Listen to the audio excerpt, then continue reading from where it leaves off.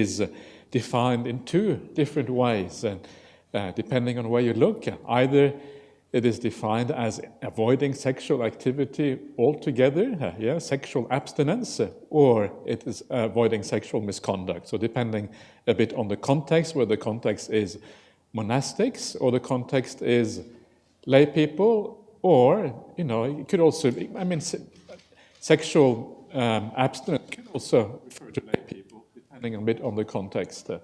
I think there's a trouble with the thing here, is that right? It is. It seems to be cutting in and out a little bit. Yeah. So, okay. Is it okay? We'll see what happens. Okay. Yeah. So just yeah. Okay. So we have the first one. This is the idea of giving up sexual activity. They are celibate. Celibate is not really the right word, but anyway, set apart, avoid the common practice of sex. And so this is again the idea of Abramacharya, or living the Brahmacharya, Abramacharya Brahmani. And it's interesting that this is part of Sila in Buddhism. If you translate Sila as morality, then you get the idea that avoiding or renouncing sexual activity is an aspect of morality, which doesn't really fit very well with the way we usually use the word morality in a kind of English way. It's not really sex is not considered immoral. It is just it's just one of those activities. It's just one of those aspects of life. It's not really immoral in itself. It's how you use it might be immoral. So here again, we have this idea that sila is actually much broader than just ordinary morality in the English language. And last time we saw the idea you can translate sila, for example, as habit. The habits we have, and the habits can be either wholesome or unwholesome, skillful or unskillful. And remember here we're talking about samma, samma kamanta, samma meaning right in what context? Right in the context of leading to awakening here. So it is, the idea here is that sexual activity is not right in the sense that it may be an obstruction to awakening, and that is really the issue here. So in that sense, it's not part of good sila or kusala sila or wholesome activity, because it blocks you on that way here. And this is actually a very important point, and it's a point that is very rarely properly understood, especially probably in the West. The West is still trying to grapple with Buddhist ideas, and very often we get it the wrong way around. And a lot of people say we want to have everything. Is that right? We want to have everything? Is there anyone here who doesn't want everything? Everybody wants everything. We want to have sex. We also want to have deep meditation. Why can't we have both? And fair enough, people kind of, it's a good question. It's actually an important question. You can see why people would want to ask that. We want to enjoy ourselves, and we also want to have deep meditation and awakening here. The problem is that these two things go in different directions. And it's not very hard to understand why. Because anything that has to do with enjoyment in the five senses is something which goes out into the world. It's an external pleasure. It is a happiness which is derived from external things. And as long as you are attached to those external things, as long as your mind is leaning outwards into the world, it cannot both lean outwards, be attached to the external world, and withdraw from that world at the same time. Samadhi, the inner happiness, is a withdrawal from the sensory world. It's drawing the mind in. It's a detachment from the five senses. You cannot both be attached and detached at the same time. You have to choose one or the other. So as long as you are enjoying sexual activity, it is impossible to let go of that world at the same time. So that's why you have to do one or the other. And at the very least, that's why on meditation retreats we undertake the 8 precepts, because it is a temporary abstinence, and then in the long run you abstain fully if you want to kind of take it even further. Of course, it goes deeper than that. It's not just enough just to abstain externally, it has to be done mentally as well, otherwise it doesn't really work. But that's at least a beginning point for moving away. And this is why this is part of the path, because without that, you cannot move on to the next step, which then is meditation practice, where you withdraw entirely from that world, and you go into the world of samadhi and meditation instead. It's kind of interesting, isn't it? And these are really important things, and it's interesting how these really fundamental things are often misunderstood. We want everything. Yeah, why can't we have everything? We want to enjoy ourselves in this way and that way, and maybe this third way and fourth way as well. We don't want to kind of hold back on anything. The problem is you can't. These things are mutually contradictory. You can't do everything.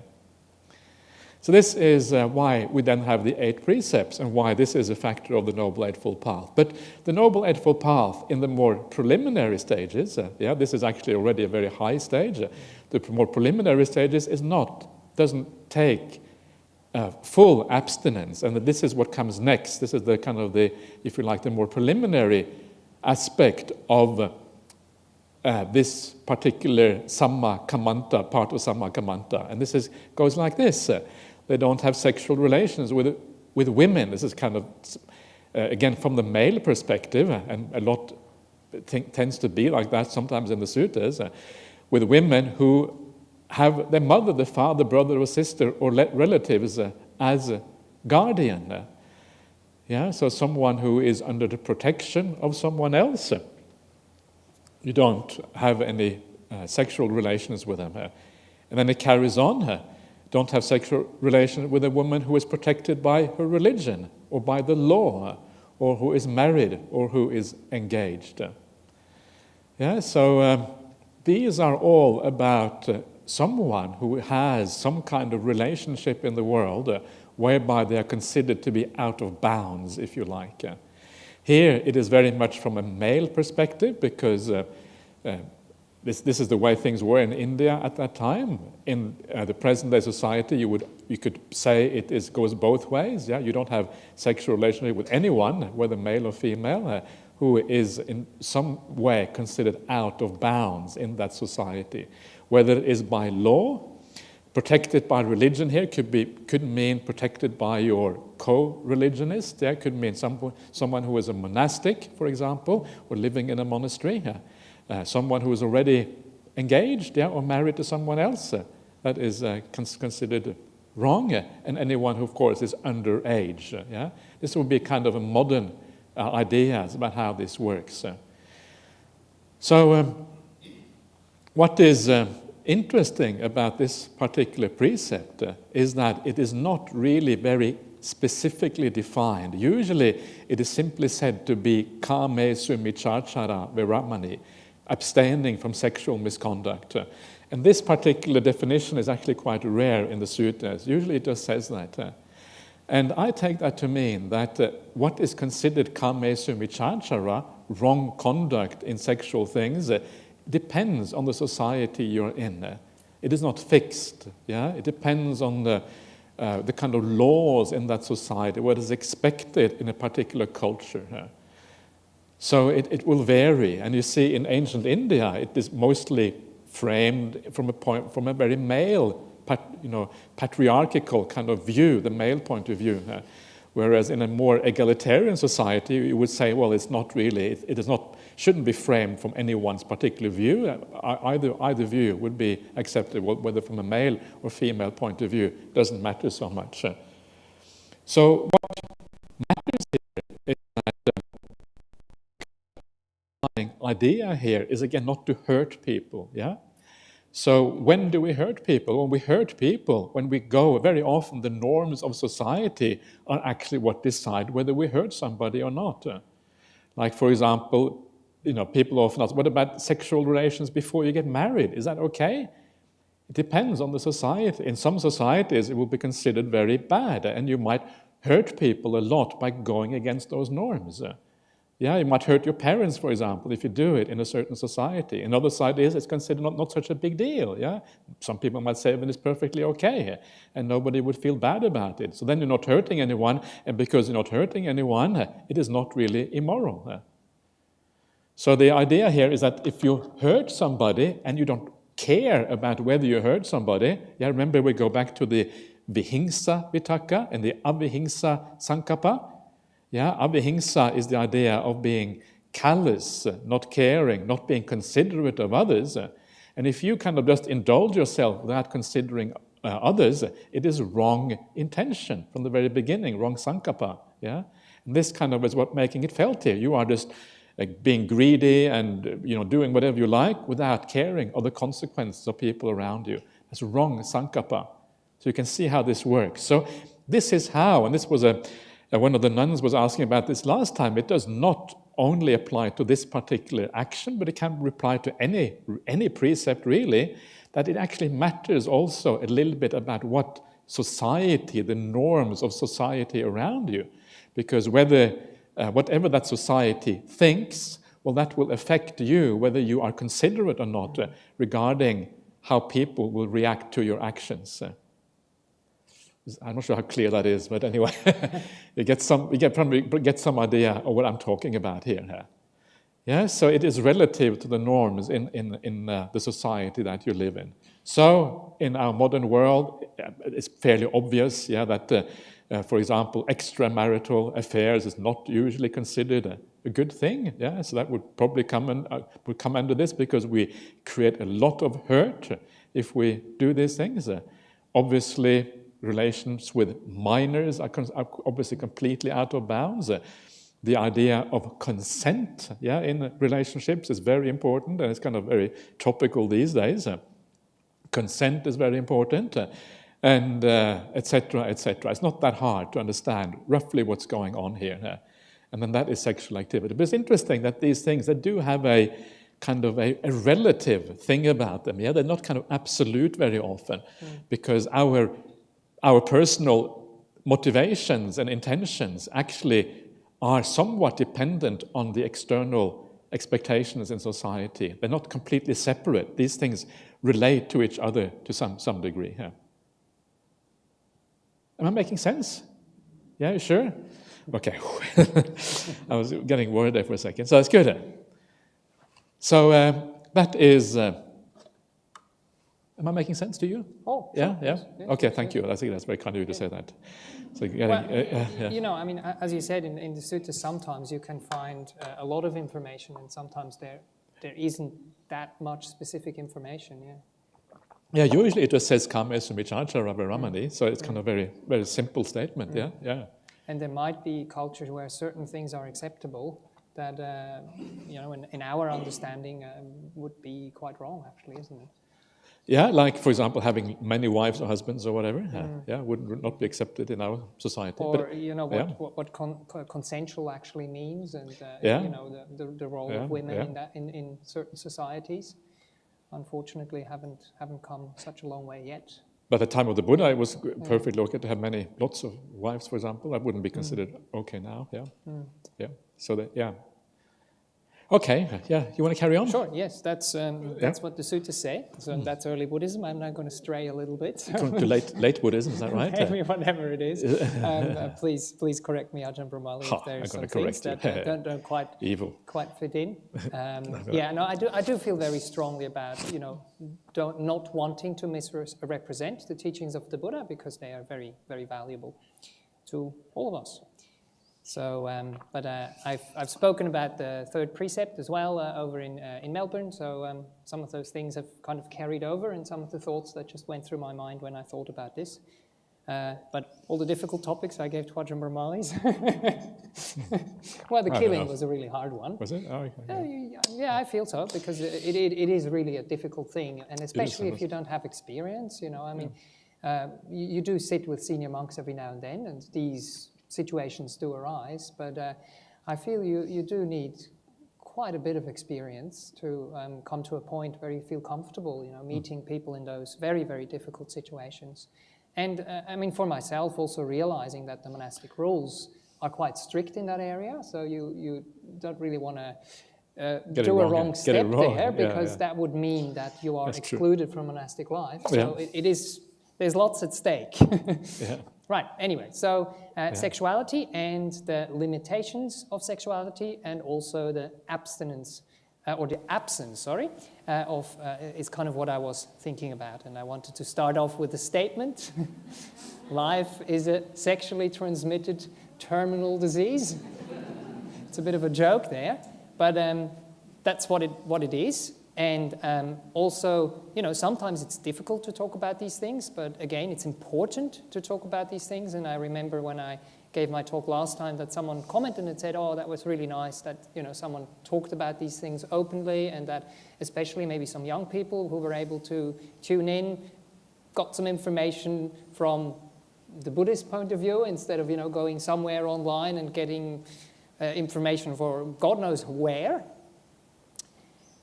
So sexuality definitely has its place in this world. So we would all not be here without sexuality in this realm. I mean, unless, you know, there is what is it called? In vitro fertilization, or, you know, all these kind of things that I don't know that much about. Well, that might be possible these days. But it is basically what has brought us in this world. But I do feel that there is so much sexual information out in the world that it is, as I wrote here, not just R-rated and X-rated, but very often rather overrated. So very, very often, as Ajahn Brahmali was saying, we are bombarded with so much information about sexuality that actually is trying to manipulate us, that is trying to put certain ideas in our mind that might not be that useful. And there is very, very few people who would actually talk about not engaging in sexuality or living without sexuality and actually being fine about that. So in this day and age, we are often bombarded with media and messages that sadly manipulate and drive us.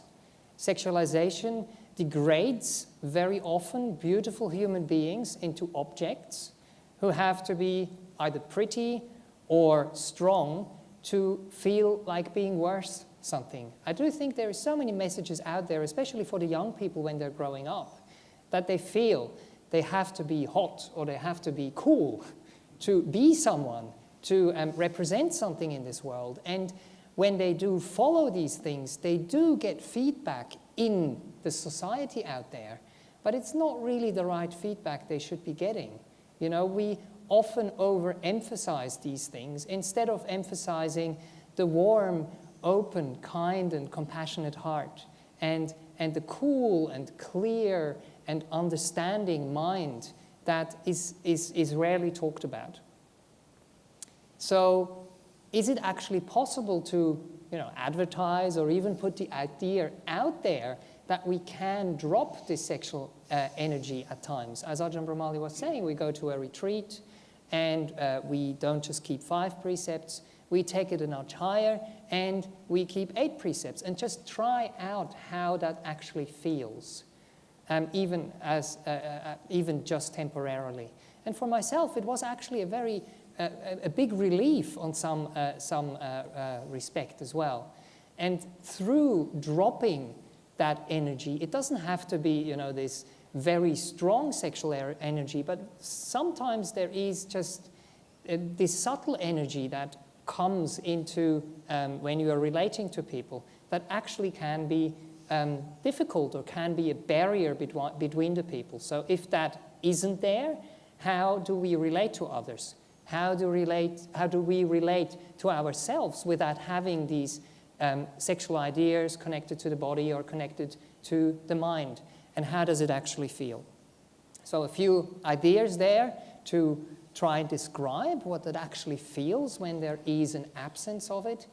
Sexuality is very often, as I tried to describe before, connected with pressure or with expectations. So one of the things that quite shocked me when I heard it the first time, I mean, I don't know how accurate that study was that was talked about, but they talked about women and their bodies, and that 80% of women have a very, very difficult relationship to their bodies, to the degree that they actually hate some parts of their bodies, that they want them to be different. And why would they want them to be different? For other people, for the society, for themselves, and it just feels so uncomfortable. And when you are able to drop that idea and realize you are not your body, you're not your image, you're not what is portrayed in all those movies and books and whatever it might be and valued so highly. That is not the real value in life. So when this energy can drop away from us, it feels just so liberating. You feel innocent again. You can go into a relationship with other people. Sometimes, as I said, it's a certain barrier and you don't really know how to approach people, and you say something or the other person says something, and then how should I take this, or can I say this because it might be taken the wrong way? So you get a certain openness when that energy is not around. You are free and you can be at ease with those people. And you can be the opposite. Very often we talk about the opposites with the precept. So you refrain from one thing and you do develop and grow something else. So you grow the respect for your own body, for other people. You grow love, you grow friendship, you grow trust, you grow commitment. Very often, as it is portrayed in our world, sexuality is something which kind of happens quickly. It's just like a fire, and you just give yourself to it and it's just fun. Fire is something which can burn if we're not careful, and I feel there is certain things which should really be around. So they should be around if there is sexuality or not. But if that basis is missing, there is just so much hurt and so much trauma and so much problems that are created by it. And very, very often we don't see that, and very, very often people don't talk about it. I mean, now in the media we do see quite a bit of it when it has really gone wrong, when there wasn't consent, where there was, allegations of all sorts. But very rarely we talk about the things that should be in place, that these things don't even happen. We might talk about consent, yes, sure, and then people are getting apps or whatever it might be to make sure they do the right thing. But if you know the person, if you trust the person, if you love the person, if you respect the person, if they're known to you, then hopefully these things would never go to that degree, because you do see the other human being on the other side. You see their feelings, you see their humanity, and you don't want to hurt them. So one little kind of saying that I used is in the talk in Melbourne: if you like a flower, you might be tempted to pluck it and walk away. But if you love a flower, you will care and, what was the other word there? You will care and give water to that flower so it can flourish and it can grow. So again, it's much more this long-term thing that is involved in this relationship there. And for me, again, I try to tie it back to when these energies just weren't part of us. So before the hormones kicked in, before biology kicked in, we're not denying that these things are there.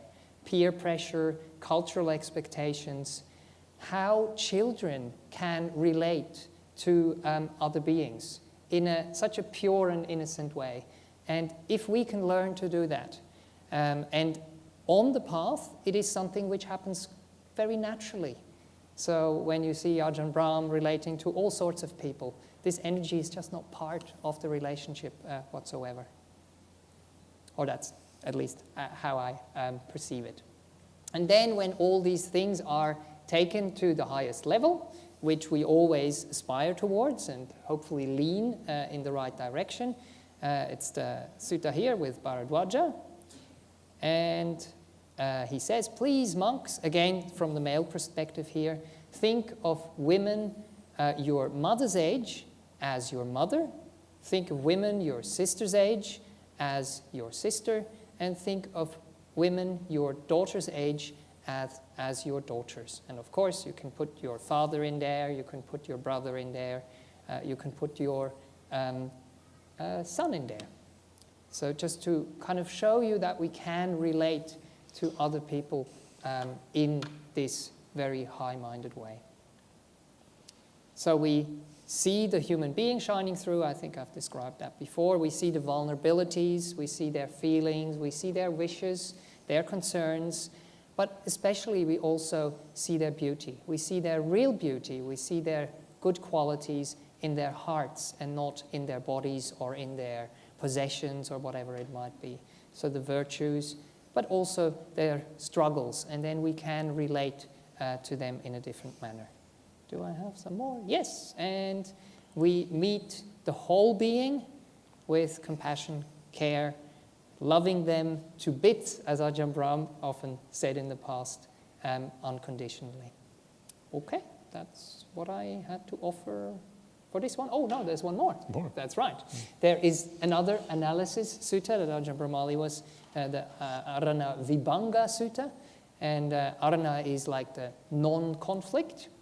And that says, don't indulge in worldly pleasures, which are low, crude, ordinary, ignoble, and pointless. Very strong words there.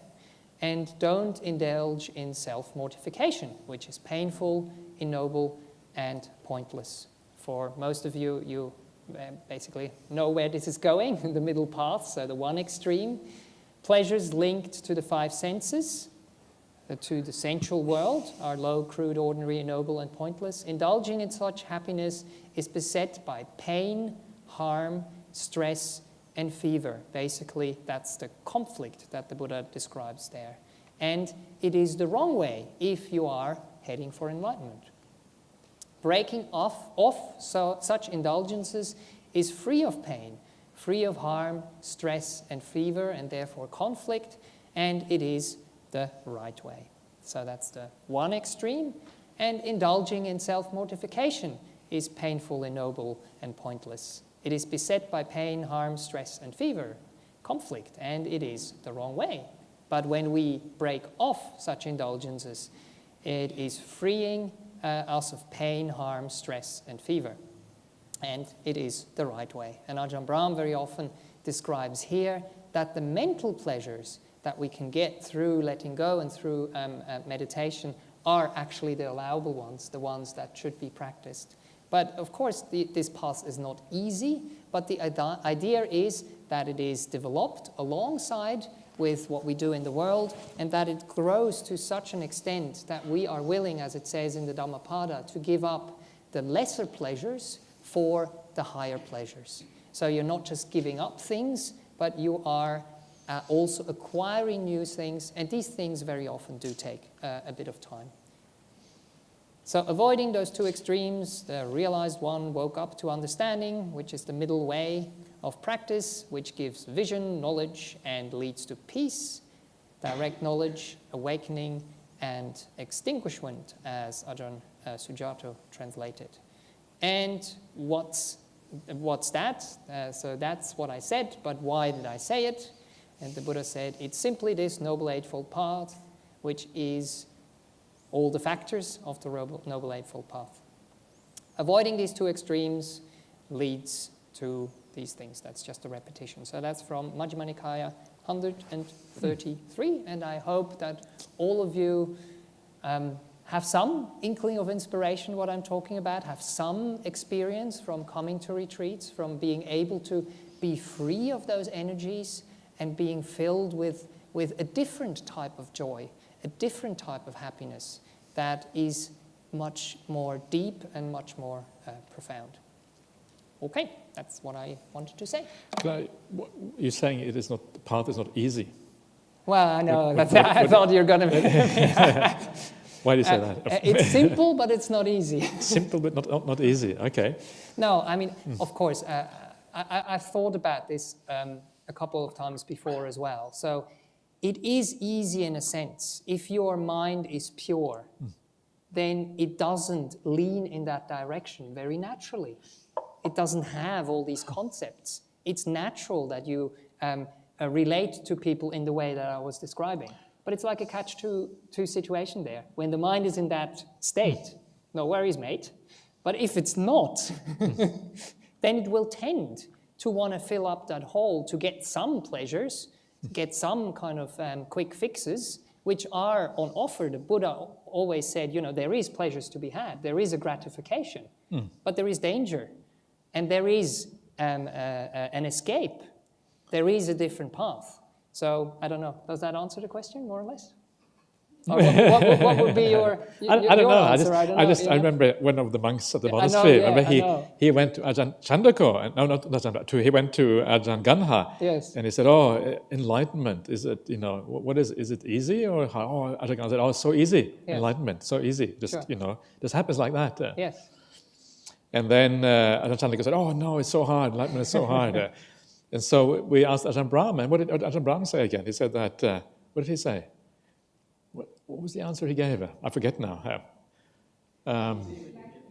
It's easy when you get. It's easy when you get there. That's probably what he said exactly. So you got it right. Yeah, it's easy when you get there. When you have that mind state, then it's easy. When it is easy. Or, I mean, is it easy to let go? Yeah. Yes, the letting go and when it happens is easy, but because we're so attached and we don't actually see our attachments and we don't see anything wrong with them at times, then of course it's very, very difficult. I mean, I always had this question for one of my first teachers. I said, well, it's all nice about this whole wisdom thing, but how do you develop it? If you're deluded, how do you get wisdom? Well, it's easy. You just. But I think it's. I don't like the idea that it's hard or difficult, because I think it kind of gives the wrong idea. It's not hard. It's just a matter of applying your mind in the right way. You don't have to be intelligent or anything like that. No. And it's not difficult. It's just that if you keep on practicing it, you will eventually get there. Yes. Of course, if you are full of defilements, it just can't be done. It's not that it's hard. It's either can be done or it can't be done. So if the defilements are in the way, it's not going to work. That's really all it means. But it's not hard. It's just a matter of keeping on applying yourself. And the path, as the path develops, it will eventually give those right results. So you have to, I mean, if we keep on saying it's hard, people get put off and they're not going to do it. And I think that's kind of one of the downsides of using using the wrong, or using a certain way of expressing it. Sure, but if I say it's easy, and someone comes to the retreat, and it's the first time, and they're having a real hard time, they're like, "What's wrong with me?" Yeah, so it's not neither easy nor hard. It's a matter of development. Correct. Yeah, yes. And that's what you have to kind of get. Yes. And practice and having the right environment and having the right people around you. Again, And exactly. I mean, we are so privileged to have a teacher like Ajahn Brahm and other senior monks, to have such a beautiful Buddhist society, to have retreats on all the time, and people who support us, who cheer us on this path. So it does make it much, much easier. Okay, anyway. Okay, so let's do a bit of meditation together. Yeah.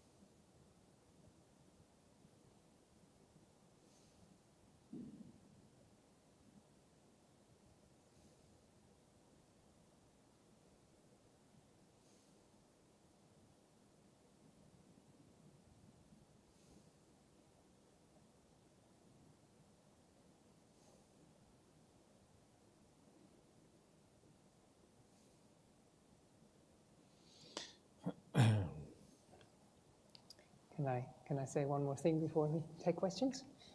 I just remembered, sometimes I have the slides up and then I forget what I wanted to mention. Sometimes we have this idea that this sexual energy is bad, and there is different ways to relate to it. And very often we just have this binary way of thinking either we have to act them out to get rid of the urge, or we have to suppress them to get rid of the urge. But there is a third option of actually seeing what is arising, being able to focus on other things that don't feed it, and to see how it actually subsides after a certain period of time. And very often, I don't know, that isn't mentioned as well out there. Anyway, okay. Yeah. Good. Questions? Okay. Yes, sorry, we have 1, 2, yes? I have a question in relation to Buddha's text.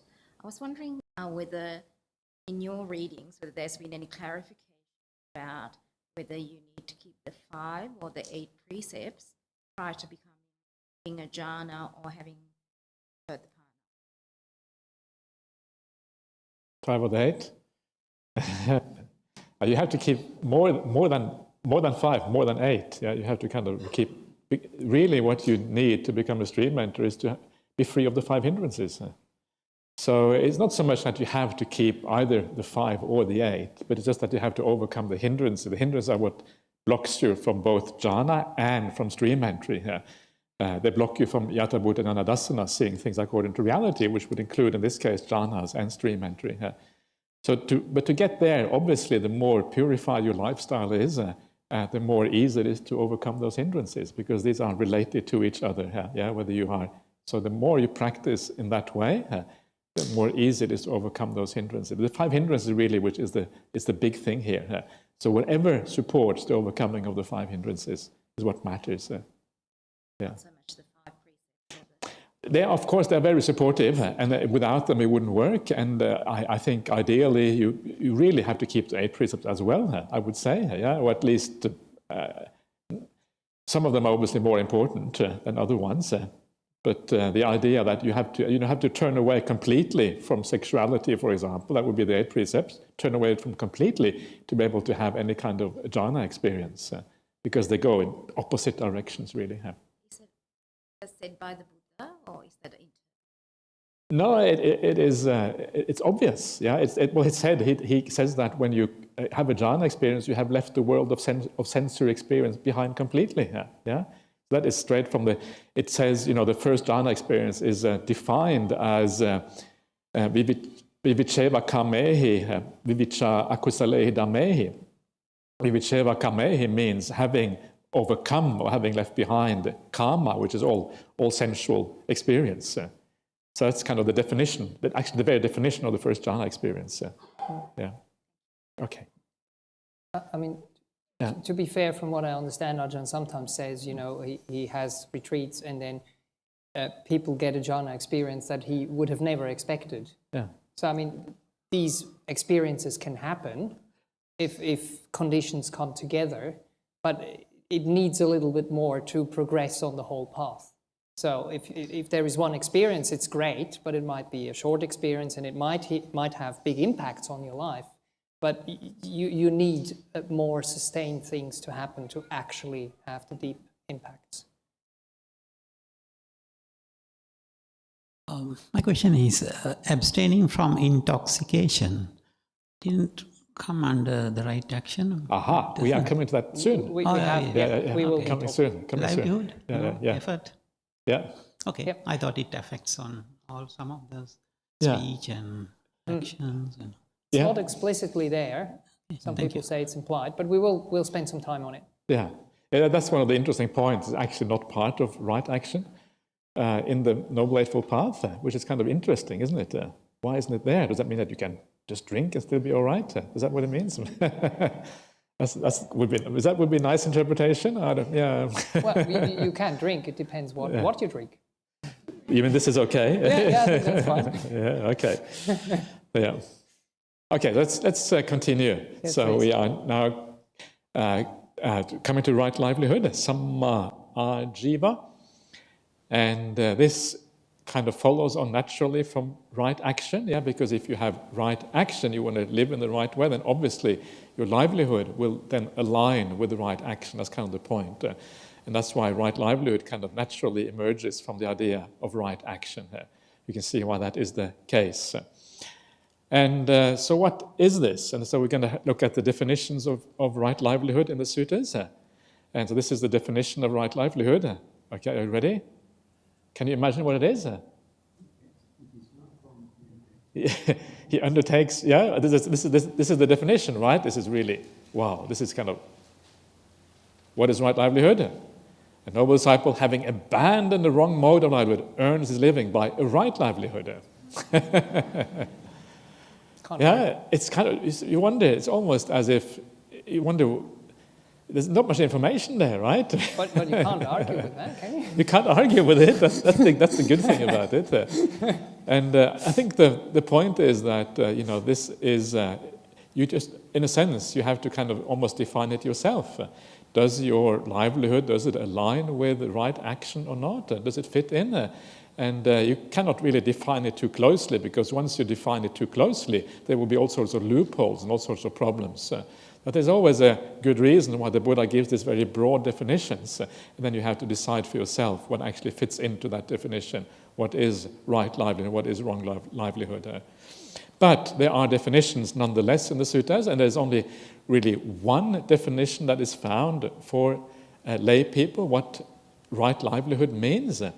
And it's only found once in the suttas, which means that it is not a very important definition. It means that this one here is far more important because it occurs in a number of places, while this other one only occurs once. But it gives you a rough idea what it is about.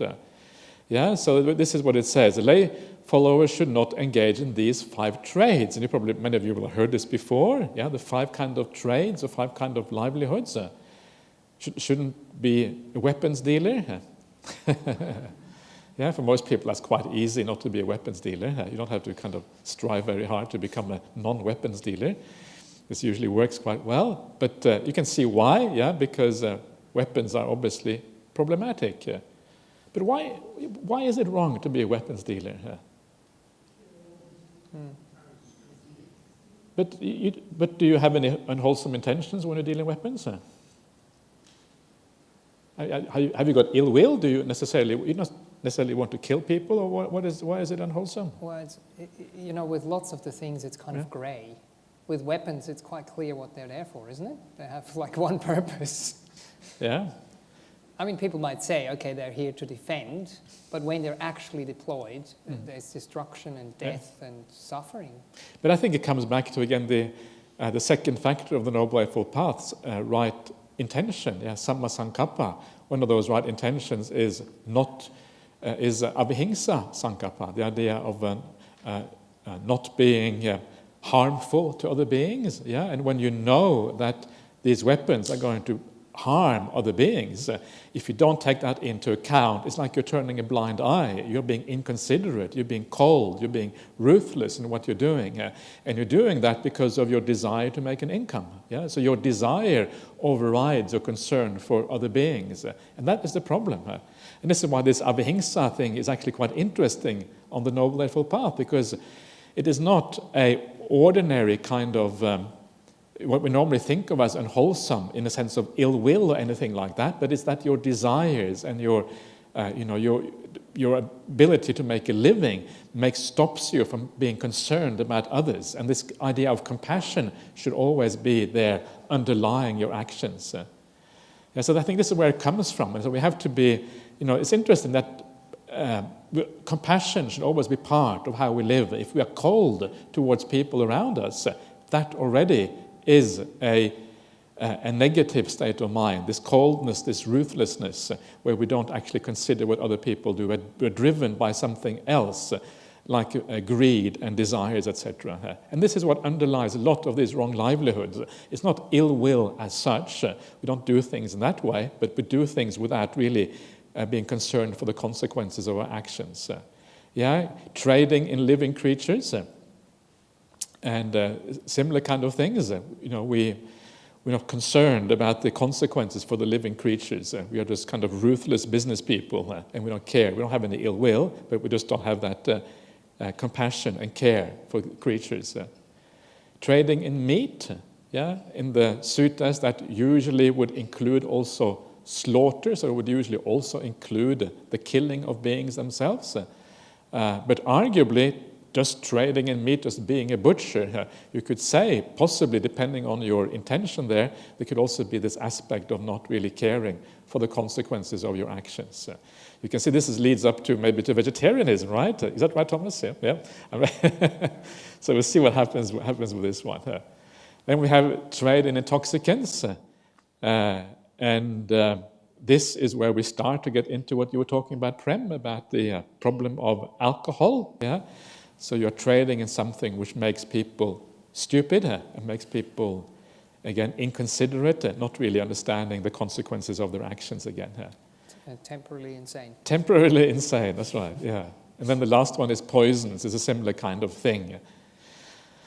So these are the 5 trades, and it's kind of, you look at that list, you wonder, there's a lot of things missing on that list, a lot of things that you could add. What about people who are, for example, living by, people who live in gangs, for example, they live by robbery or by stealing or by deceit and all of these kind of things. There are obviously lots of ways that people live. I don't know if you can call them trades exactly, but you know what I mean. These are obviously wrong modes of livelihood. They're not mentioned here.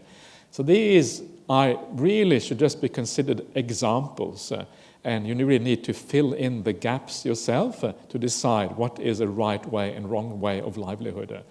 And in the end, there's lots of ways, lots of livelihoods that will have, side effects that are bad, and you cannot expect to have a perfect livelihood. Even if you work for a large corporation, and the large corporation does dodgy things.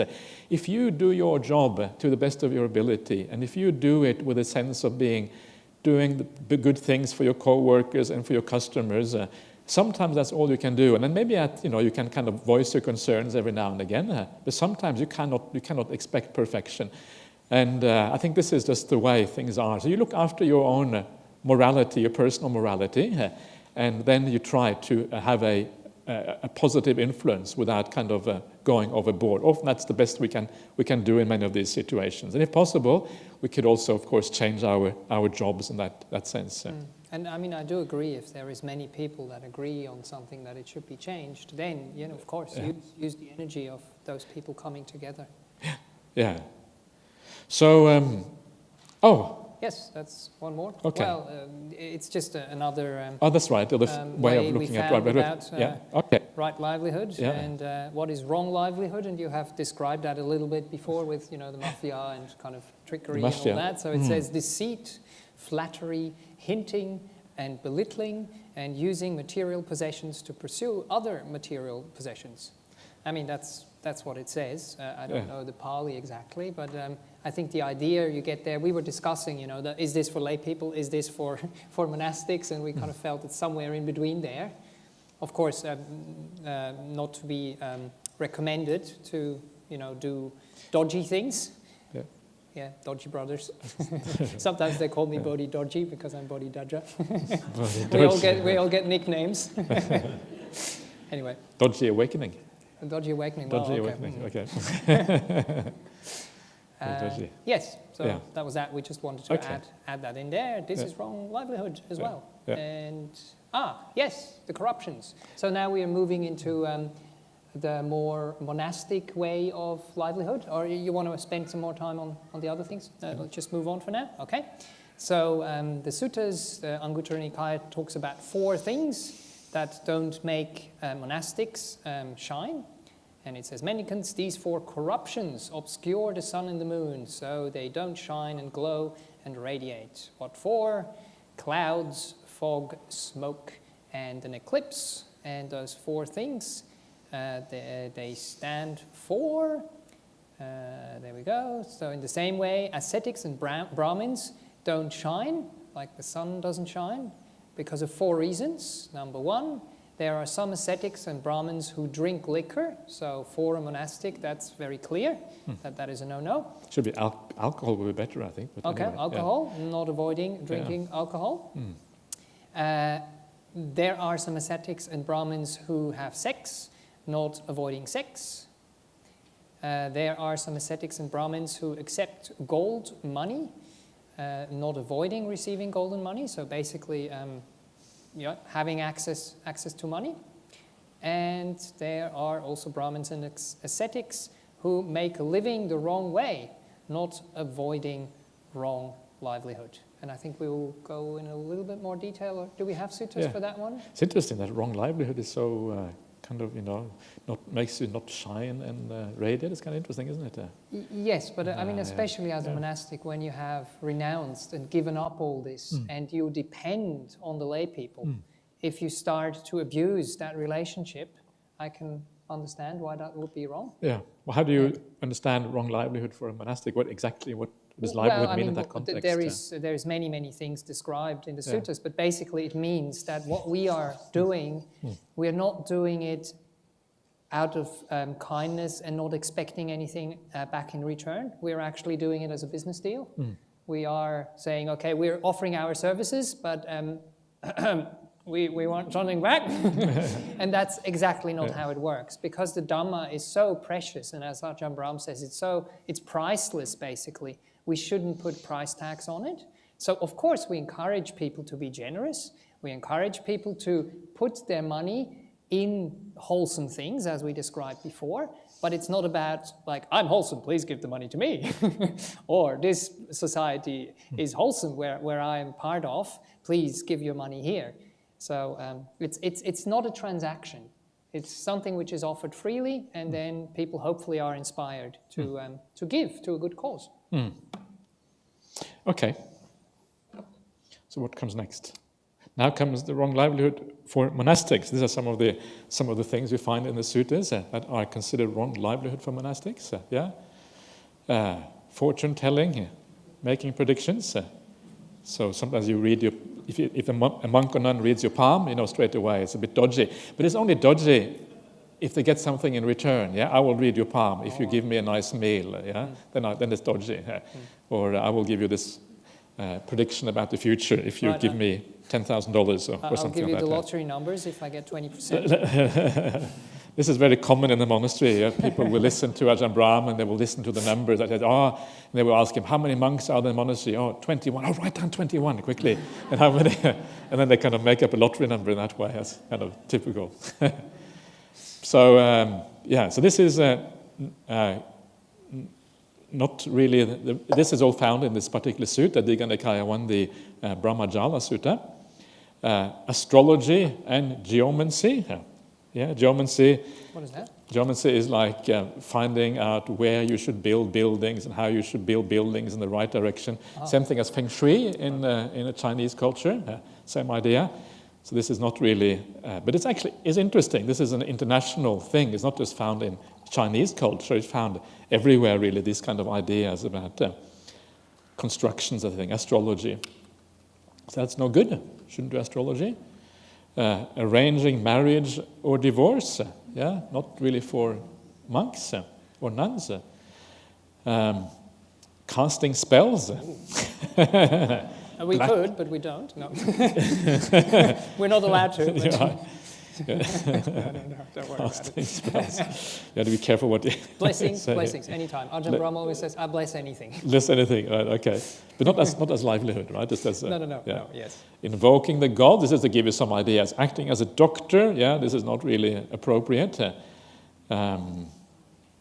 It's interesting. A lot of monasticism around the world. If you look at what Buddhist monastics have done, especially traditionally over the last few centuries, etc. Very many of these things they would do, especially acting as doctors and teachers and that sort of thing. It was very common in the village monasteries around many places in Asia. They had a very kind of prominent role in society. And so they became almost like a profession in a sense to be a monk, and they would do this kind of thing. And it was, they became, often they weren't really so involved in a spiritual practice, at least not fully, but they were often very involved in these kind of worldly affairs. It was a very common thing. Doing errands or taking messages. So this is why often you find that monastics will not do errands for you, take messages, because it's considered a wrong kind of livelihood, if you do it for something in return, especially. Well, and in the Buddha's time, they would be walking from A to B, and there wasn't like, Australia Post. Yeah. So it would have been handy. Handy, yeah. Yeah. So, and then you have this nice little sutta which I came across. This is from the Samyutta Nikaya, the Kanda Samyutta, where the Buddha is talking to the monks. And it says to monks, this is the lowest form of livelihood. That is gathering alms. Yeah, so he's basically saying that, well, what we're all doing is really the lowest of the low. Because in a sense, you're being like a beggar. Yeah, it's like you go into the streets of Perth. Are there many beggars in Perth? Yeah, not so many, few here and there. Okay, I don't know, I haven't seen that many. But so you have, it's kind of low, in the worldly context, it's considered very low. And he says, here, and he goes on to say, in the world, this is a term of abuse. You alms gatherer, you roam about with a begging bowl in hand. So this is, if you go around the big cities in the world, you see people kind of sitting around begging. And often they are really looked down upon, people like that. And as monastics, that's essentially what we're doing. And yet, the Buddha then goes on to say that actually you are doing it for a good reason. You're doing it, in this case, because you are doing it to overcome the problem of suffering. You've realized there's a problem in the world. This is how you overcome it, especially through using an alms bowl.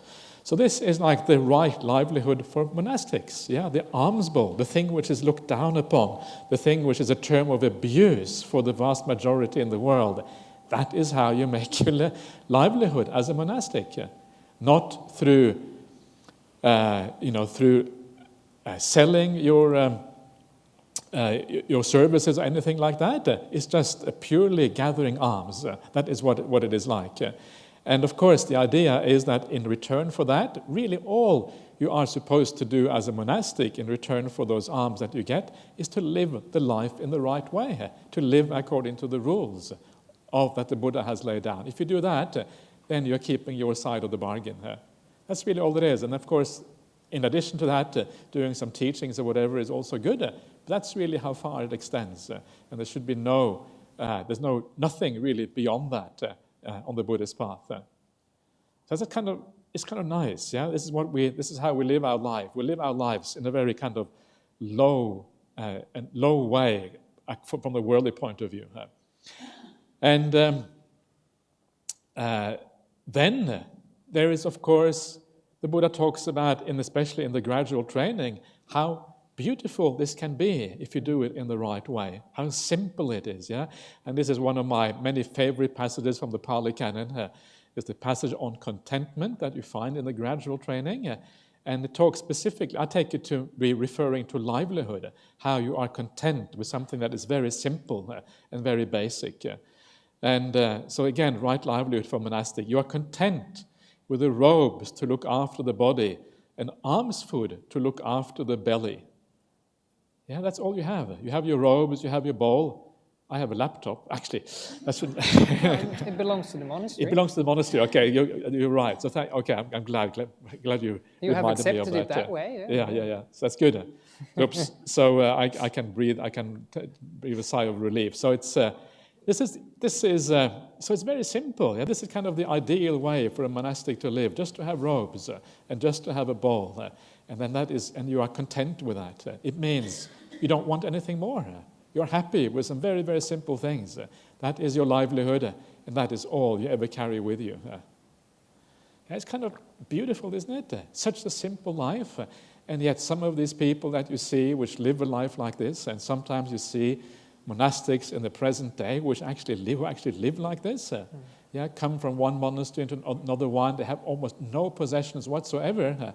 And some of these people are some of the happiest people in the world. If you go and visit Ajahn Brahmali in Bodhidhaja monastery, you go to his cave, there's nothing in there. There's a thin mattress on the floor, and there's almost nothing else. And so it's very, very simple. And yet, it is precisely through that simplicity that is one of the things that actually makes you happy, because you're content with little. There's very little demand. Your livelihood is very, very simple. Wherever they go, they set out taking only these things. They're like a bird. Wherever it flies, wings are its only burden. One book that was written by Ajahn Brahm, the German translation of the title is Birds Don't Carry Suitcases. Yeah, they're wise, the birds, yeah. Yeah. So that is the ideal livelihood for the monastic, and it's good. It's nice to be content with little. But now we shall move on to other things which might also perhaps be considered livelihood. What is coming next? Alcohol. Is it? Yes, we have a funny picture coming up. You are really clued in. Okay. I think so. Yeah. Oh, okay. So this is the danger of alcohol. Yeah, you're in trouble. You act silly. Yeah, that's true. You act silly if you have too much. That's right. So now we come to alcohol, avoiding alcohol. This is one of the 5 precepts.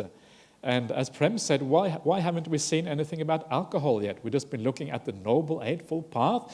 The Noble Eightfold Path is the kind of main way of expressing the Buddhist path. It's part of the 4 Noble Truths, and there's no mention of alcohol. Why is that? It's a bit strange, isn't it? If this is so fundamental to Buddhism. So in a second, I will talk about why I think that is the case. But the main place that we find the avoidance of alcohol in the suttas is in the 5 and the 8 precepts. That's where we find it. Part of the 5 precepts, part of the 8 precepts. So it is still important, but it's not at the very center of the Buddhist path, which is the Noble Eightfold Path. Nor is it found in the gradual training, which is kind of interesting here. So why is that the case? And I think the case is the following one.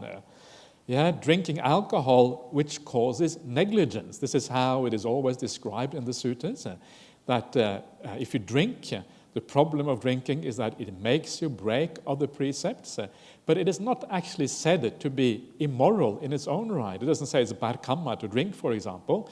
It's just that its effects tend to be quite damaging here. And when you break those other precepts, then you are making bad karma. So it is more like an indirect thing than a direct thing here. And in the Noble Eightfold Path, we're talking about things that directly are bad karma, directly unwholesome.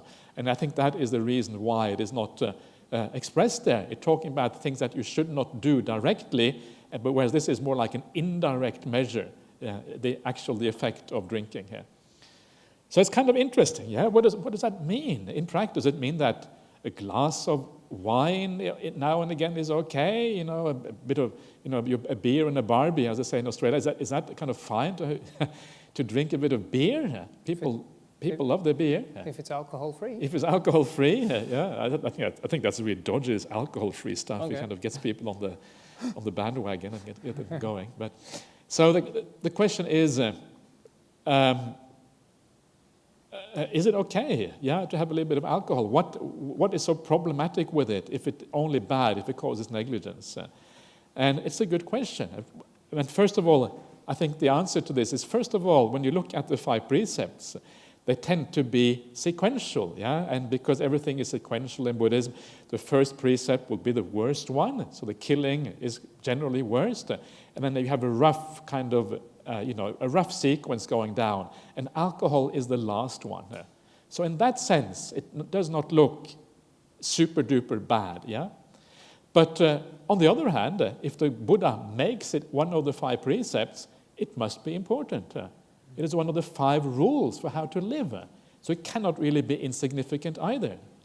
So I think we need to be very careful with these things. So part of the problem is that it causes negligence. But there's another nice little thing in the suttas, which I remember read first time many years ago, which kind of gave me an idea of why alcohol can be problematic.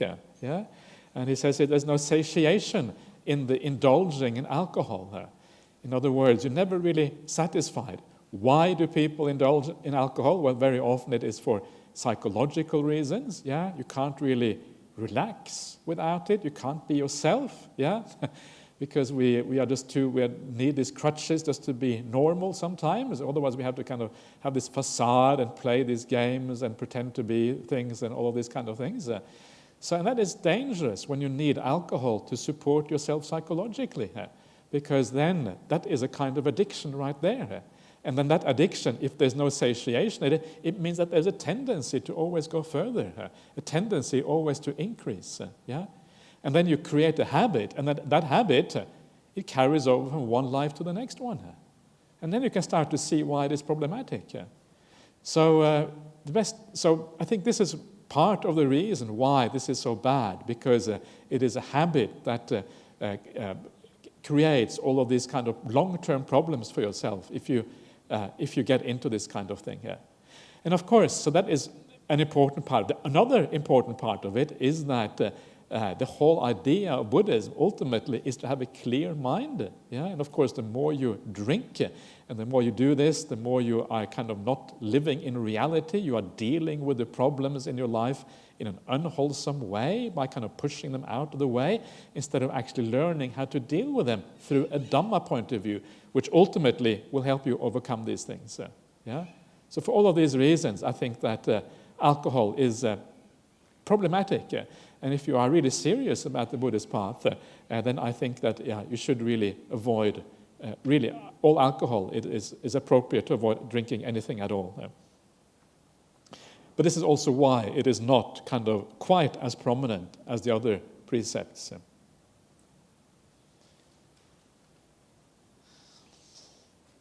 Okay, so that is alcohol.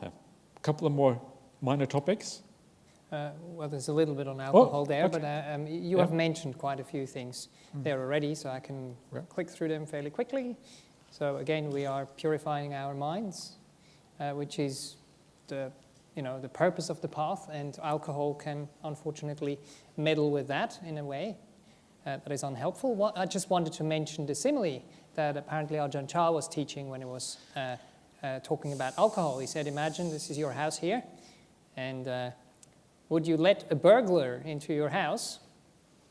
Most likely not, but the follow-up question that he asks then is, what if that burglar would only steal a little bit? And that's kind of what he brings up when, or brought up from what I've heard when he talked about alcohol. Yep. And then in the advice to Sigalaka, we do get drawbacks of drinking alcohol. There are 6, and they go as follows. So there are these 6 drawbacks of habitually drinking alcohol. Number 1, immediate loss of wealth. It's quite expensive.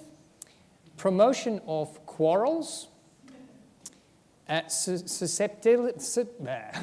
Susceptibility to illness. So you will get ill much more. Disrepute.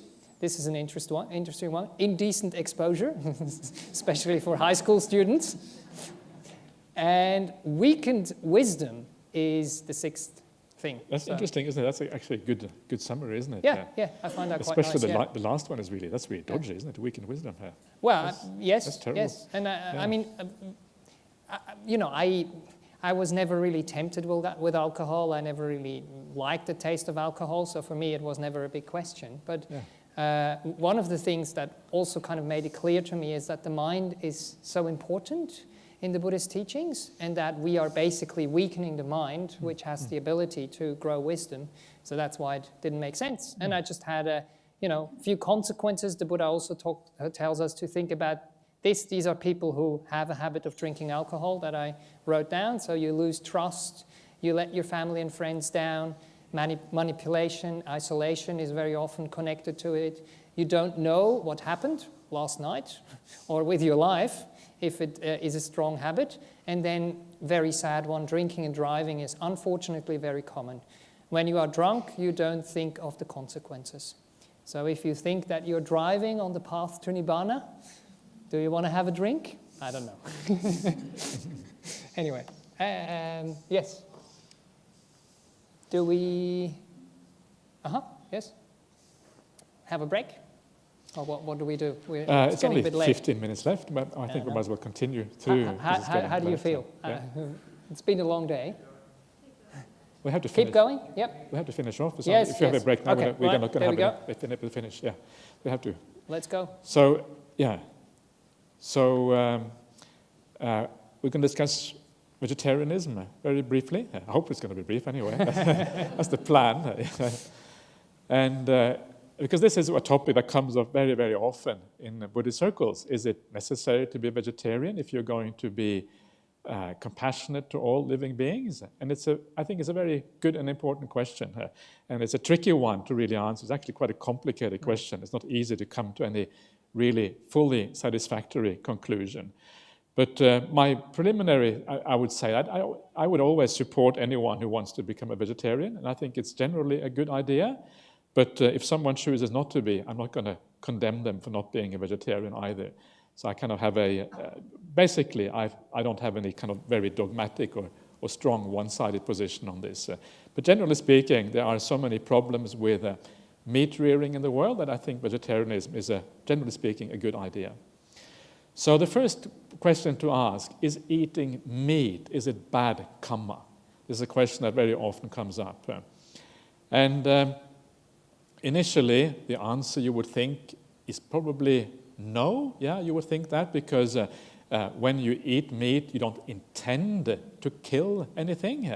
That's not your intention. You go to the shop, the meat is there, is available for you. You have no intention to do the killing. There's no ill will there towards the animal. There's no kind of cruelty or anything involved. So you would think that probably there is no karma involved in eating meat. Yeah, it is just that the meat is already available in a sense. But I don't know if that's fully the end of the story. I know that this was what Ajahn Sujato said. He wrote a very nice essay on the idea of vegetarianism. If you look it up on the internet, you can have a look at it there. Just Google on Sujato and vegetarianism, and you find it straight away. It's on his blog that he stopped blogging many years ago, but it's still there. But remember again the idea here of samma sankappa, right intention. Yeah. So when we talk about animals, if you are callous to the consequences of your actions, if you are cold-hearted, if you know the suffering that might be underlying something, the problems that underlying something, and you don't care about that, and you just want to eat meat because I like meat, I don't care about the consequences for the animals, well, this is actually one of the wrong sankappas, one of the wrong intentions on the Buddhist path. It is a kind of a coldness or inconsiderateness or ruthlessness towards animals, that comes because you are more important for you to get your meat than it is to really consider the consequences of what you're doing. So I would say that maybe there can be some bad karma involved with meat eating. It depends on your attitude, on your understanding of what is going on, and whether you really are kind of cold towards the suffering that you're causing in the world. So it is a balancing thing there. It's very hard to be definitive one way or the other. But if you have a very good understanding, or think you have a good understanding of the suffering that is going on, depending on what animals and whatever, and you just don't care because you whatever, then maybe there is a little bit of bad karma involved, possibly. But remember again, karma is like a grayscale, not necessarily good or bad, but somewhere, maybe it's slightly more towards a slightly darker side of gray, perhaps, in this case. So is it a bad karma? Maybe under some circumstances, it is a little bit, not entirely the purest kind of karma. Can I say something? I know we're kind of running out of time, but even just reflecting on how much meat you actually eat, and if there would be a way, you don't have to go the whole way right at the start, but just see, can I decrease my meat consumption? And also the other thing, I don't know if in 10 years' time they are now growing meat, which is so-called cultured meat, and in that respect there wouldn't be anything wrong with it, because it is a meat that is taken from an animal in the beginning, of course, but then it's grown in the lab, and there is no suffering and no harm being caused to animals in the process of producing that meat. So the eating of meat itself is not the problem. It's where it comes from and what had to happen so that it comes onto your table. Yeah. Exactly, yeah. So if eating meat, it might be a little bit of bad karma, what about being a vegetarian? Is it good karma to be a vegetarian? And so this is another interesting question. And that, again, that depends very much on where you're coming from. Why are you being a vegetarian? And if you are being a vegetarian because you really care about beings, you care about animals, you understand that there are some really bad consequences out there, and you do it from that point of view, then yes, I think it can be good karma because you're doing it in the right way with the right kind of attitude. Yeah, but it really depends on your attitude. And sometimes I think but you have to be careful there, because sometimes if you become too fundamentalist about the idea of a vegetarian and you want to kind of convert the whole world to your way of thinking, then actually sometimes you can create bad karma through that, because often it ends up being angry or negative or problematic. Yeah, so we have to be very careful with doing these things in the right way. And if you do it in the wrong way, actually it can, I think, cause more problems than it actually solves. So done in the right way, done with the right attitude, yes, I think vegetarianism can be good karma. Just like any action which supports life, will be good karma and will be a support for the path. And there is really a lot of very good arguments if you want to look into it. So it is a tricky one. Yeah. So then it depends on what are our reasons. Yeah, we can eat meat for many reasons. There are some people who argue that they eat meat for their health because it works for their body. The body works in a certain way. As monastic, sometimes you would argue that you eat meat. Sometimes there isn't any choice as a monastic. You go somewhere and all they offer you is meat, and this happens not often, but it happens sometimes. Or you do it for health, and if you do it for health, then of course it's a matter of also of balancing various kinds of compassions. You have, on the one hand, you have compassion for yourself. On the other hand, you have the consequences that it may have in the animal realm at large. So you have to balance these things up, and it becomes very tricky then to come to any final conclusion as to what is the best thing to do when you are kind of dealing with your own health, and then versus the kind of, maybe the sort of consequences it may have in the animal realm. So I would say if you are doing it because you feel it is a need for you, you don't actually kill the animals, you don't actually kill them, but if meat is available, you have it, and you're doing it for because of health reasons, then I don't think that in that case there will again be very little or no karma involved, because I think there is a balance of things, balance of concerns, and you have to find the balance in the right way. So I think it's a very tricky area, and I think it's very hard to kind of come to any final conclusion of whether vegetarianism is right or not. I think it is a very personal thing, and I think for some people it is right to be a vegetarian, especially if you have this idea of being considerate and caring and ruthful, compassionate. Ruthful, don't forget that ruthful word, it's a nice word. So being considerate and compassionate to beings in the world. And if that is your idea and you want to do that, then it's great to be a vegetarian. It would be right for you in that case. But for someone else, it might be a very different situation. It might have to do with health. It might have to do with completely other concerns. And then the balance will shift. And as soon as the balance shifts, then your right attitude and what is right to do for you also will change as a consequence. So I don't think there is any one-sided answer to this particular question here. So and one of the things here is, of course, that regardless of what we do as human beings, just by being a consumer, we are causing enormous destruction in this world. Whenever you buy something, that has been the resources that goes into whatever you buy. If it is something made of cotton, these are cotton robes. Very nice robes, cotton robes, but they have come from cotton fields where they have been using pesticides and all these kind of things. So regardless of what you buy, a lot of life will have been destroyed as a consequence of that thing. Buying meat is more direct because the animal has been killed directly, but it has also been killed almost whatever you do in this world. So you could say that overconsumption, if you consume too much, that too, in a sense, is unethical because you are causing unnecessary destruction in the world. So it's a very complex thing. It's not kind of, there isn't any absolute barriers here between one and the other. It is all kind of similar in a sense, that this destruction is almost unavoidable. Destruction of life and destruction of the environment is kind of part and parcel of what it means to be a human being. Once you have been born into this world, you have no choice but to destroy other living beings. And that's kind of terrible, isn't it? It's kind of awful when you think about it. Once you are born, you have to destroy other living beings. It shows you how awful the samsaric existence is. Yeah, it's not as if it is possible to live a life where no life is destroyed. The samsara is like this kind of machine of destruction. Where beings always get destroyed, where beings eat other beings. And if human beings didn't eat animals, they would eat each other. It's always getting destroyed. And this is part of this kind of cycle of going around, this eternal machine of destruction, where life always has to, everyone has to suffer all the time.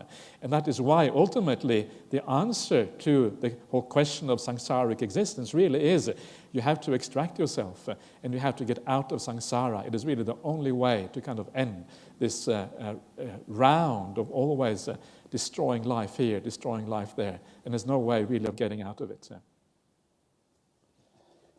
So that is my kind of take on vegetarianism. It is a relative thing, and it is individual, and it depends really on whether it's good or bad. It will be an individual judgment, and I don't think we can judge anyone one way or the other for how they choose to live. But in the end, if someone asked me what is the best thing to do, I would always say the best thing to do is to be vegetarian.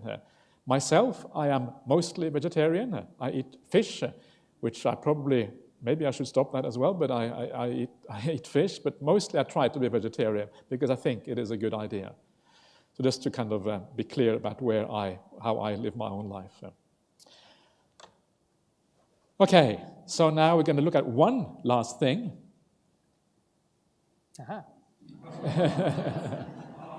Now this, even more controversial than vegetarianism, this is super duper controversial, water blessing. So if you go to Bodhidhaja monastery, Ajahn Brahmali, he loves to drench people in water. So it's kind of, and it's actually very nice. If it's a really hot day, I really recommend those water blessings because it really cools you down. But where does this fit with Buddhism? Is this wrong livelihood? Because this, if you if you give me $10, I give you a water blessing, or if you give me a nice meal, I give you a water blessing. Ajahn Brahmali doesn't work like that. He doesn't give you a water blessing to get anything in return. He does it purely out of kindness and compassion. So because of that, it is not wrong livelihood. But even if it's not wrong livelihood, is it really right? So the first question here is, are they appropriate? Is it acceptable to do this? And the answer is that there isn't really any Buddhist answer to this. These are rituals, and these are kind of little, almost for Ajahn Brahmali, I think it's mostly fun and games, And so there isn't any kind of final answer to these things. In the suttas, it only talks about these things are wrong if they are done as a matter of livelihood. If they are done not as a matter of livelihood, the suttas don't really have any kind of a clear say about this. It is as livelihood that they are bad. So I would say they're not really inappropriate, nor are they particularly appropriate. They're kind of nowhere really. And does it happen in the suttas? I mean, the only one I can remember is the Ratana Sutta with Ananda, sprinkling water and... Is it actually said in other places that is to be done? Or? There is nothing. There is no... I don't think sprinkling of water is mentioned anywhere in the suttas. Oh, so that must be the story which goes with the Ratana Sutta, is it? Oh, yeah. Right. Yeah. So this is the thing you find in the suttas. The wrong livelihood is rites involving rinsing and bathing, achamana and nahana. Right, yeah, So but that would most likely river. Refer to, Brahmins going and, dipping into the river and... That's right. A little bit different, isn't it? It is a bit different, but, you could maybe argue that sprinkling holy water is kind of a little bit similar. Rinsing and bathing? Well, it depends. If Ajahn Brahmali really drenches you. A little bit similar. But again, it's about wrong livelihood, right? Yeah. It's about livelihood. It's not about doing this particular thing in itself. And one of the things that you do find in the suttas, you know, sometimes when you give an offering to the Sangha, then afterwards you have the little vase and you pour the water, Yes. water pouring ceremony, and that is found in the suttas. Yes. Found in the Vinaya, when King Bimbisara of Magadha, he gives the Jetavana, the bamboo grove, no, not the Jetavana, the Veluvana. Right. He gives the Veluvana to the Sangha, and then after that, he takes out the Binkara. The Binkara is the ceremonial vessel, and then he pours the water, and then the Buddha gives a blessing by saying a few words of encouragement. So that's fascinating. Yeah, this idea that we do in the monastery, pouring the water ceremony, goes all the way back to the time of the Buddha, maybe before that. So there is a few but water I wonder, isn't similes. that I mean, Venerable Mudito maybe knows more about that, but isn't that a way of transferring ownership of a property to someone else? That is part of the water pouring? Ring a bell or no? Okay, all right. It says that you do that. It doesn't say why he does it. Right, but right, it basically says he does the water pouring ceremony, and I guess that could be, it's a ceremonial thing, so whatever it means, So,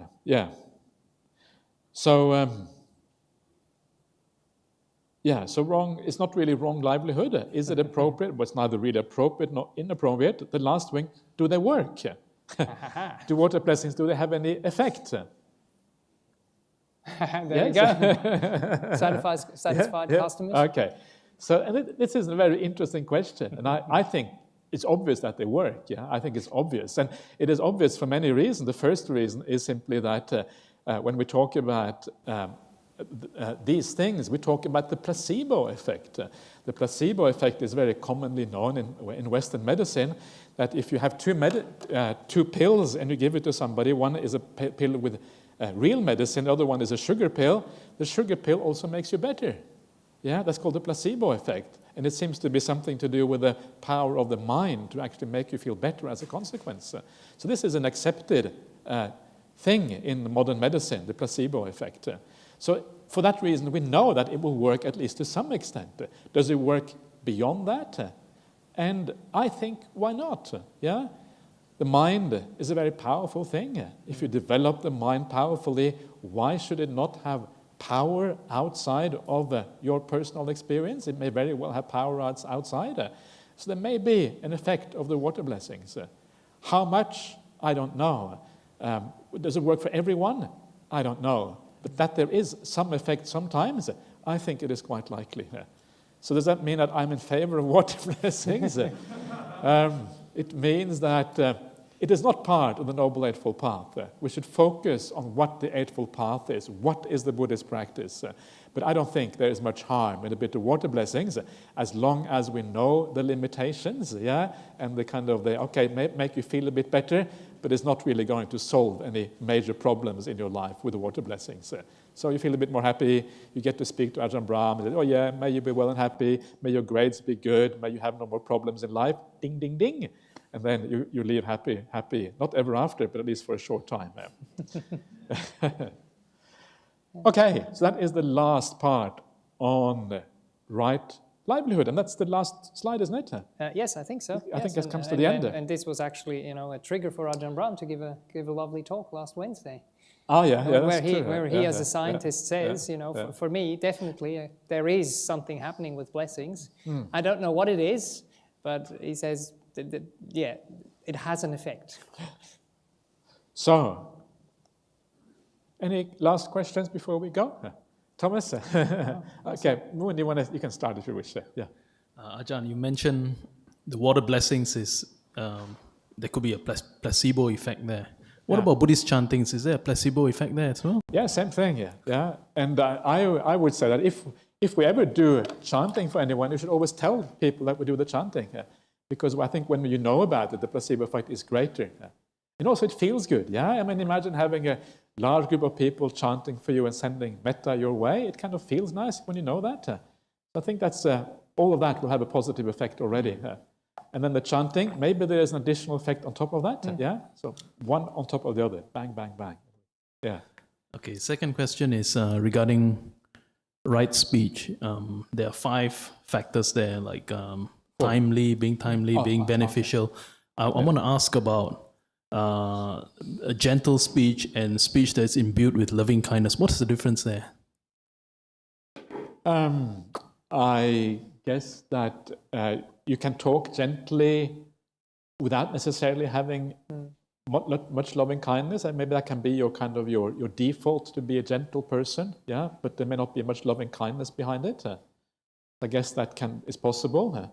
But I agree. If you have loving kindness, then normally it would be gentle.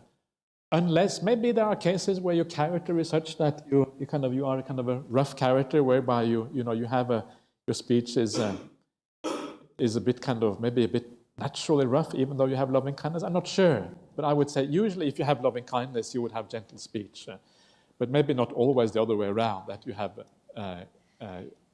loving kindness just because you may have gentle speech without loving kindness, perhaps. Yeah. Thank you. Thank you for everyone to hanging in there. It was really a long day. We're glad we got through all the material, but it was a bit of a push. You want to say something? Yeah? Yeah.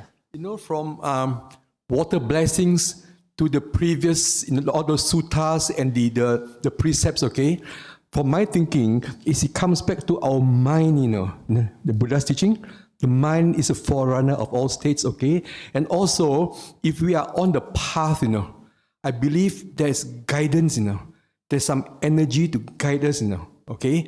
So if we do anything, if you're following the path, if we stray from the path, that's for me, okay? There'll be something telling me, oh, Eddie, you've strayed the path now.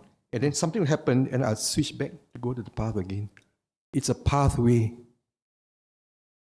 Yeah, I don't know whether you feel this, that for me, if I stray, I will know something will happen, Yeah.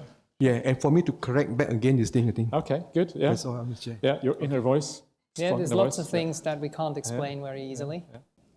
Yes? When I went to visit Ajahn Gangha, then we asked him specifically the first question there, is it bad karma eating meat? And he said repeatedly, yes, it is bad karma to buy meat, it is bad karma to eat. And he didn't do it in an aggressive way so that we felt it was wrong speech. Yeah. And Sujatsa also wrote his blog, say, why Buddhists should be vegetarian, and he did it in a non-aggressive way as well. So they seem pretty firm. And Sujatsa even says it is the inferior ethical choice to not be. Yeah. Yeah. So, is that a question? Well, it was more like a comment to that one. And a very wise monk from Bodhidhaja, he told me, maybe eating meat involves no intention to do harm, but there is the intention to refrain from harm and to have compassion when refraining from meat and dairy, I would add, which may be even worse in terms of animal suffering. And that's right intention to refrain from harm. So by being vegan, you can practice right intention, the second factor of Eightfold Path, with every meal. And if you're addicted to the flavor of animal products, you can also practice the intention to renounce another of the three intentions. Does that make good sense?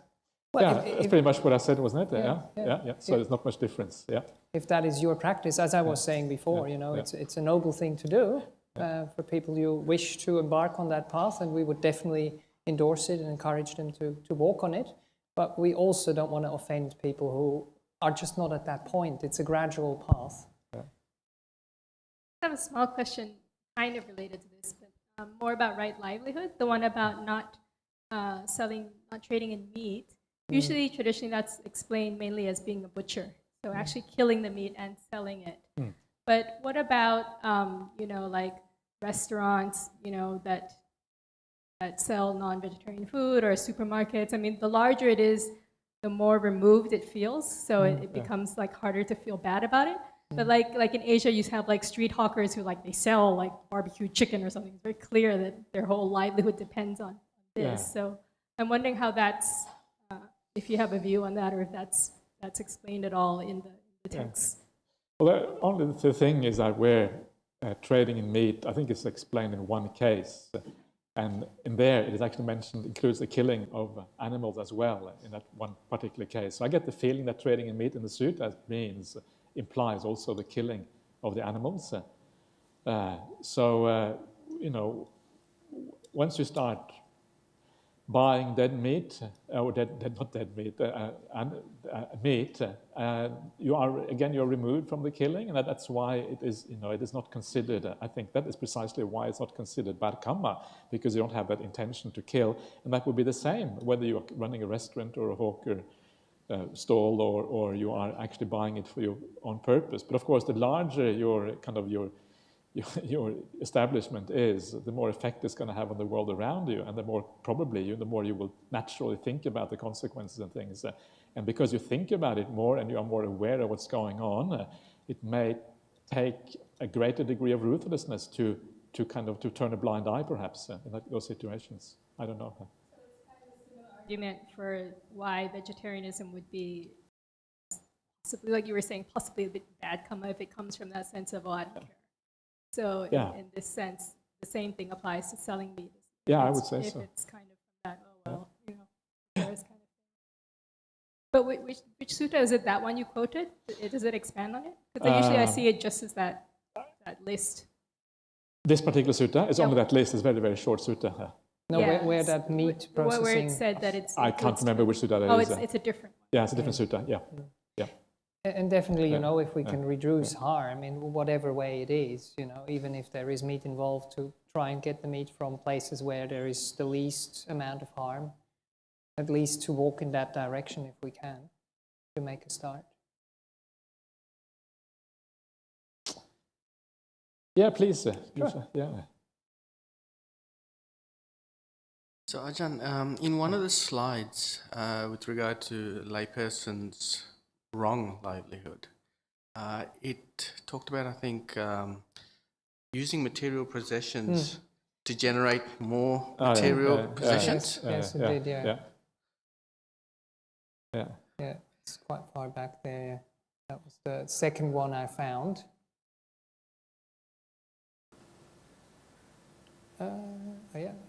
Sorry, it's quite far back.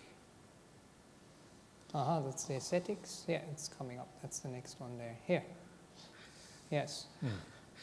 Using material possessions to pursue other material possessions. Well, I just found it, so I copied it out because there's so little material to find. What's your take on it? I'm not sure. Does that mean investments? Like, it makes sense, right?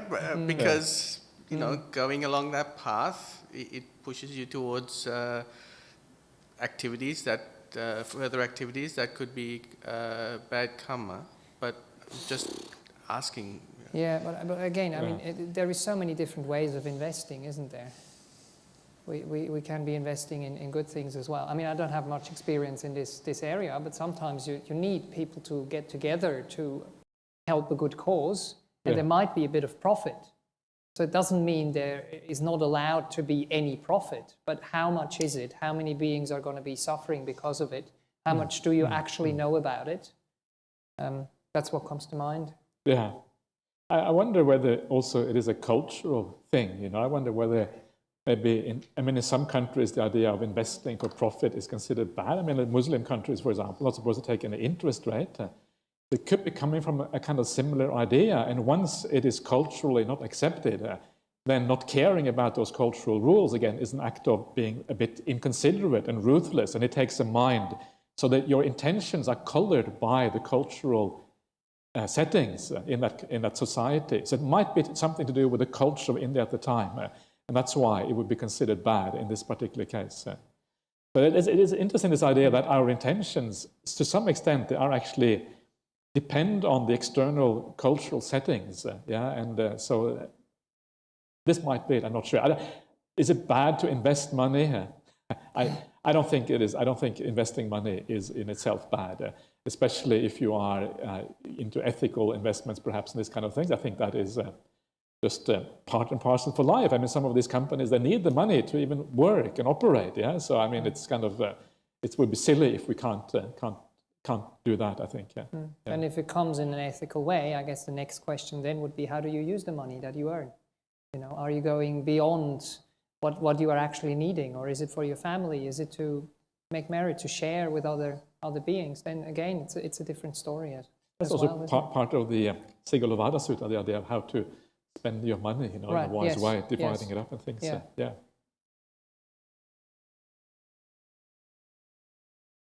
This one here, we were wondering. Oh, well, then it would make sense. Yeah. Maybe it's from monastics. Okay, that's another That's a good point. possibility. Yeah. Right. Yeah. Right. I looked at it. Yeah. Then in that case, it makes really good sense. Yeah. Yes. Sorry? Means barter in a monastic sense. Yeah, probably something like that. Yeah, exactly. Yeah. Is everyone happy? Yeah, everyone, More or less. Everyone all right? Okay. Well, we did it. Call it a day. It's getting late already. So let's just pay respect to the Buddha Sangha, and we'll see you again next time, hopefully. Unless you've had enough, we'll see you again the next Saturday.